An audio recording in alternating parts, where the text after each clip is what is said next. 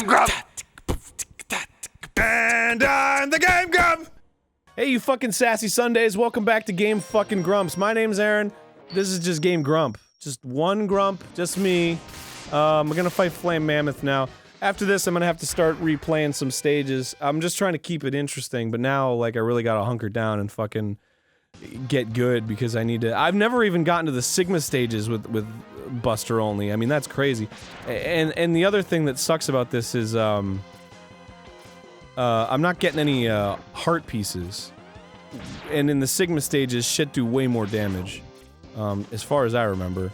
And I'm also not used to playing this stage with the lava on, because I always beat Chill Penguin stage first. So, when you beat Chill Penguin stage, that lava turns into ice, and you can just walk underneath. And it's really unfair.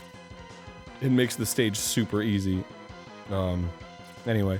If you get the helmet from Storm Eagle's stage, you can go up there, and that'll give you the Buster. Holy shit, I've never even seen this. This is crazy. And I act like I know shit about Mega Man X. I never even seen that. Holy fuck. That's why this part's hard. I always thought this part was super fucking easy. Fucking flames coming up from the ground and shit. Jesus Christ. There's a secret down on the bottom. Bottom right. I'm not gonna show you, because fuck it. But, that's how you get, there it is, right there. So you gotta beat Chill Penguin stage first to get that. And then is there a third secret? No, it's a one-up. Over on the left.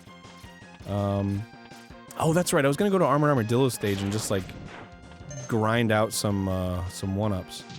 I need to do that after this, if I can beat Flame Mammoth. I hope I don't die on this stage. I'm actually kind of worried. Woo!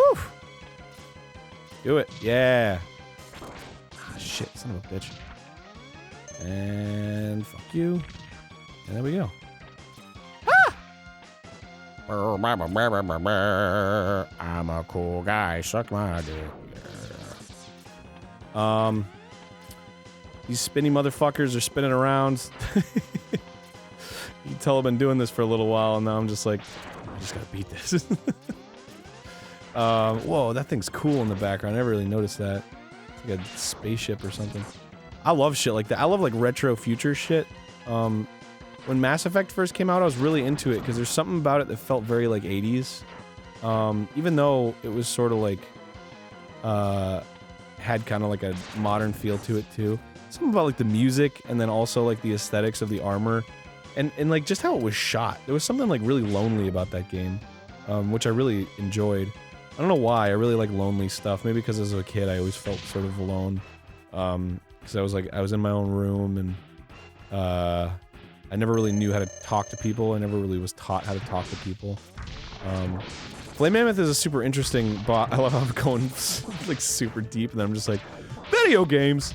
Flame Mammoth is a pretty interesting boss, because, so he has a weakness, which is, Storm Eagle's tornado shit. But also, if you use Boomer Kawanger's, boomerang on him a couple times, it'll cut off his trunk. And his trunk is where his oil comes from, that shit, which is flammable, and it also, trips you up. So that's, like, another way to sort of debilitate him. Which I think is really cool, right? Like, you know, the Mega Man, trope is sort of to... Shit. The Mega Man trope is sort of to have, like, one weakness, right? But even in the old games, there were sort of, like... It wasn't a complete wheel. It was like, this guy was weak to this, but also kind of weak to this. So it felt really, it felt sort of, like, open, you know? Like, it didn't feel like there's a right way to do it. Just kind of like, there's ways to discover. Oh, shit. Ah, fuck! Are you kidding me? Alright, I got him. So it was like, you know, you could come to this stage and maybe not have Storm Eagle's ability, but have Boomer Kawanger's ability and have, like, this sort of cool, unique experience where you discovered something. I love that. I love shit that's open like that, where you... And that's sort of why I think, like, the onset of, like, physics games is really cool.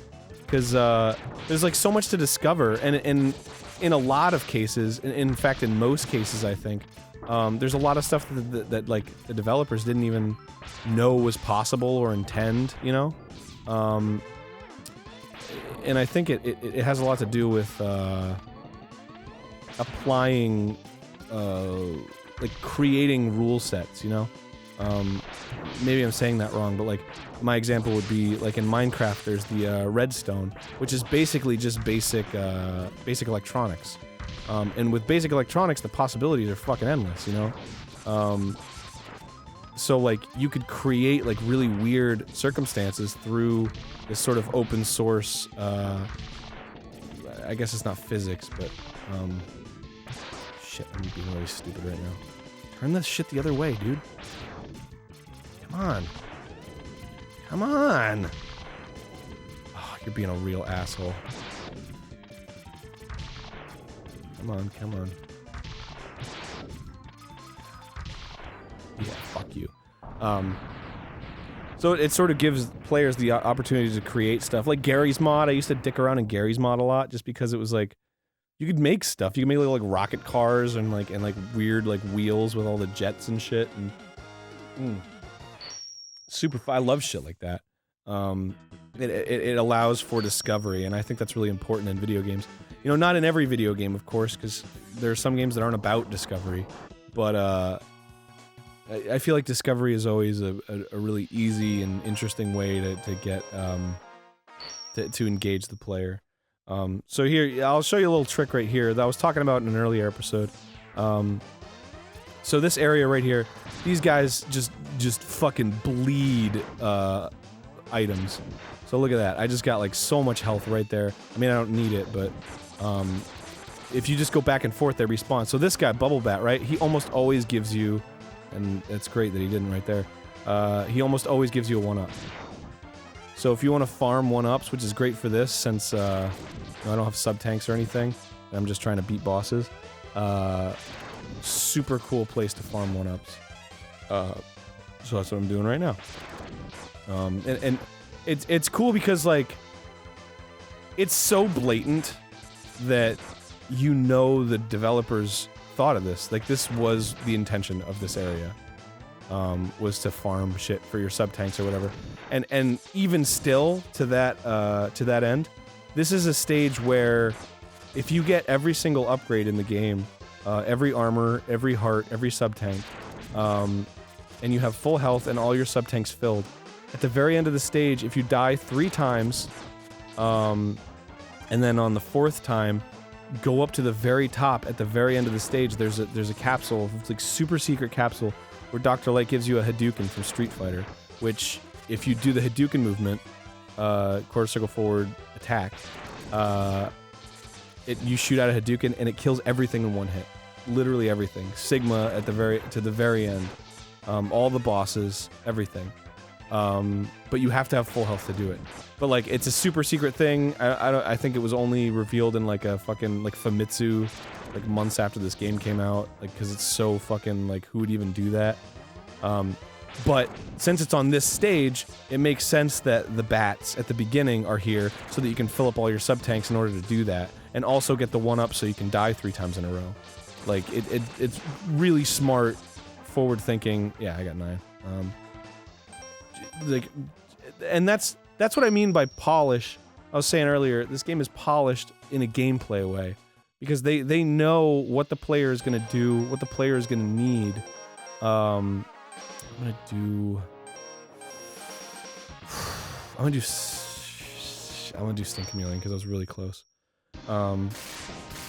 They know what the player needs and the player's gonna do, and they planned around that. You know, they design an experience for the player that they know that the player is gonna do in a certain way, and that's what I mean by polish. Because there are circumstances where, you know, I don't know.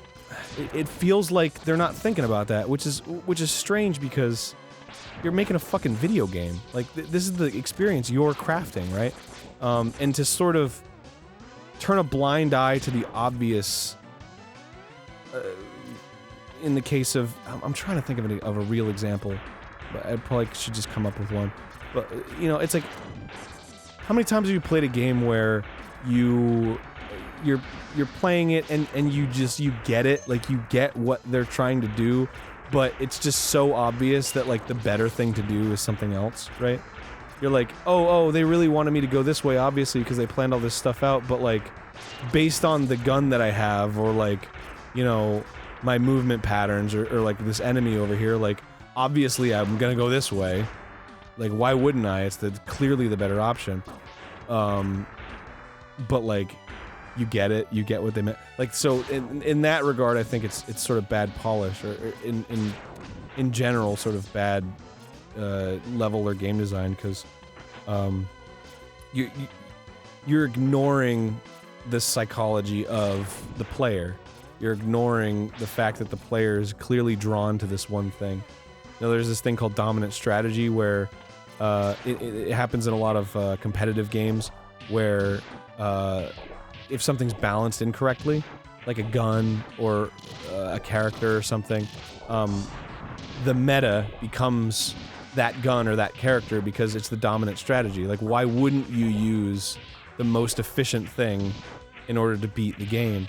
And in most cases, that's why, like, grinding will wreck an RPG, because obviously, even though it's tedious to level up, obviously the more efficient way to play the game is to level up. Well, why wouldn't you, you know? And I know there are people that enjoy the more difficult experience, and that's totally understandable, but in most cases, people, they want to take the easiest route. You know, I would say subconsciously. You know, when given a choice, right, at the very beginning, it's like, oh, the difficulty is it easy, medium, and hard. Like, usually people are like, well, you know, I'm not a fucking beginner, right? Like, there's that aspect to it. But when you're faced with an actual challenge in the game where it's like, you know, it's not as blatant, it's not as like, this is the easy path and this is the hard path. It's like, for example, fucking MegaMan X, right? I've played this game my whole life using the boss powers, my whole life. And I've played this game like 30 times, and every single time I use the fucking boss powers. This is the first time I'm going through the game using the buster powers. Why would I?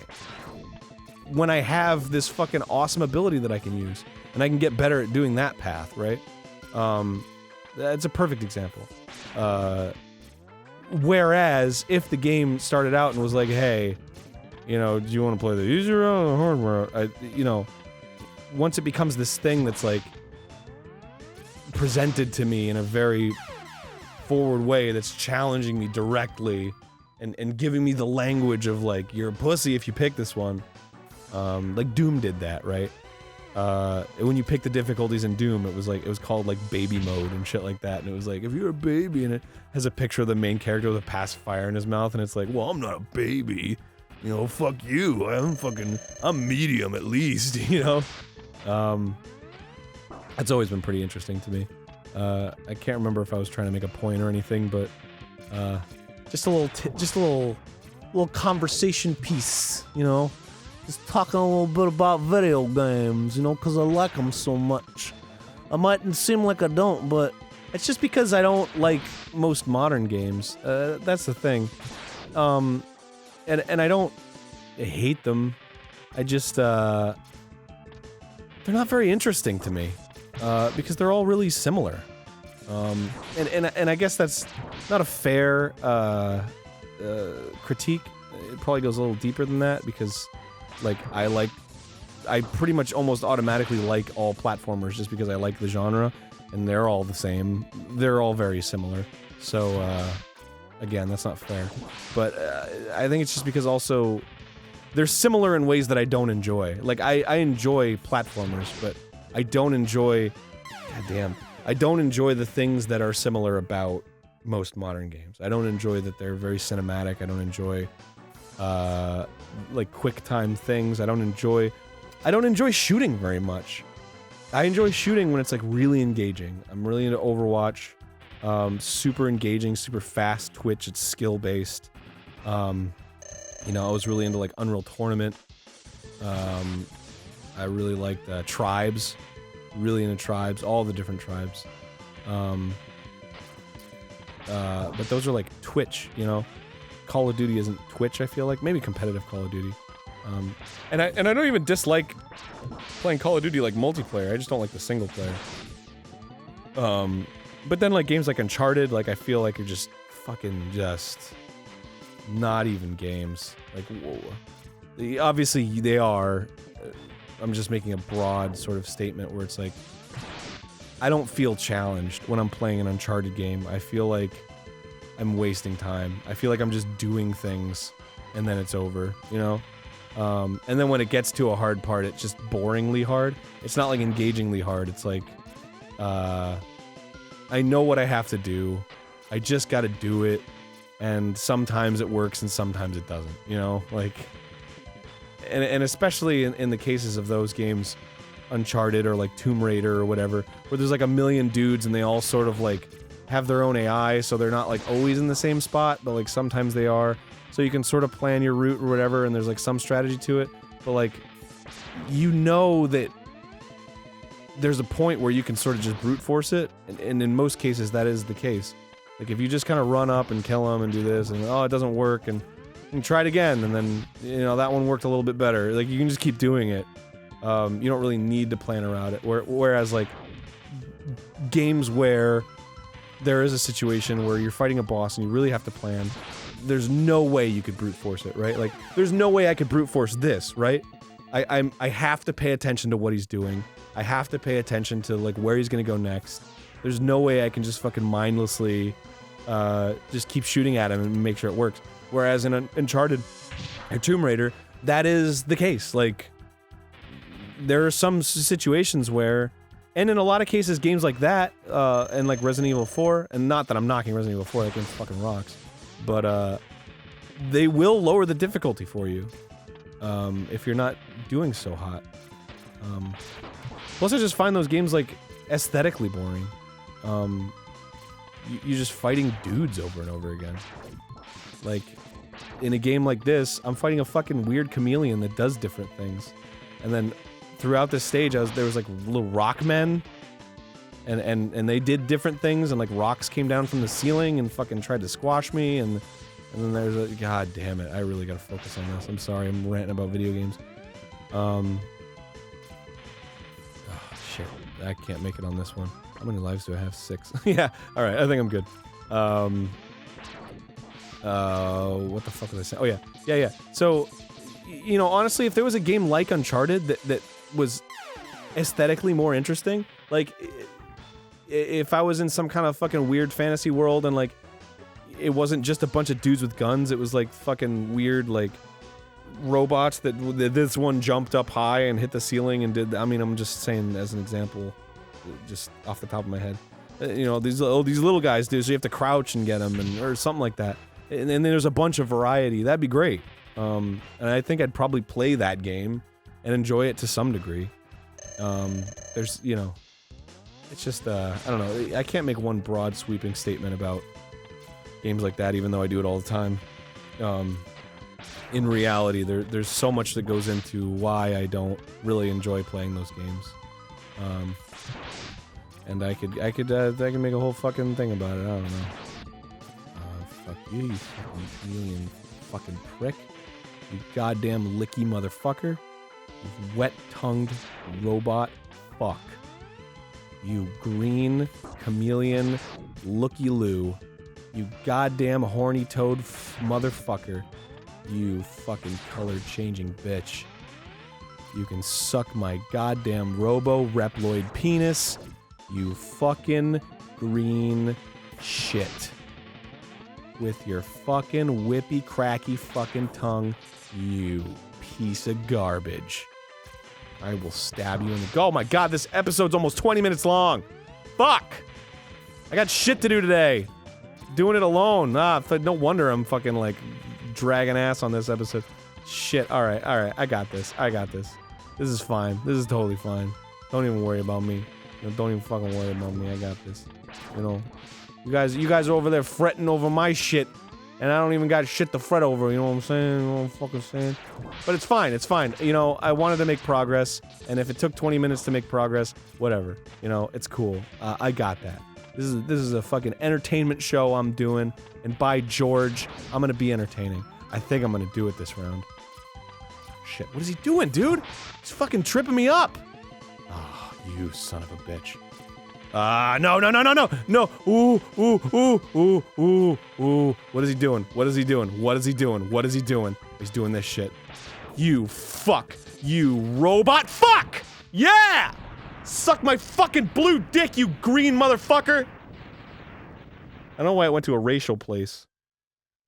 Anyway, yes!